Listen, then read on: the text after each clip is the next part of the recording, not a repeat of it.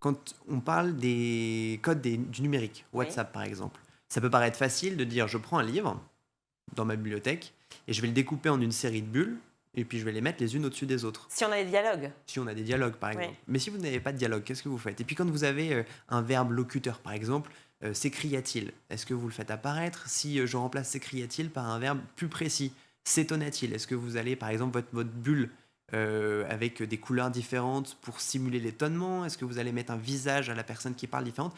Quand vous rentrez dans le détail, tout ça devient très compliqué. Et c'est pourquoi nous nous sommes entourés, nous qui sommes une équipe d'ingénieurs et d'étudiants en école de commerce, nous sommes entourés d'experts, donc des enseignants, des auteurs, des éditeurs, et puis des médecins, donc psychanalystes, pédopsychiatres. Et on a créé un comité pendant toute la phase de recherche et développement qui a duré 2 ans autour de notre produit, qui a fait intervenir de manière ponctuelle des colorimétristes, des UX designers. Donc tous ceux qui ne sont pas familiers avec ce jargon sont tous les professionnels qui permettent d'aller dans le détail de l'application.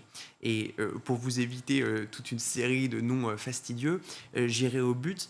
Toute cette communauté nous a permis de mettre au point un dispositif qui aujourd'hui permet un résultat que moi je trouve personnellement fascinant, qui permet de J'espère faire bien. lire autant des jeunes qui n'avaient jamais ouvert de livre que la moyenne nationale de ceux qui lisent.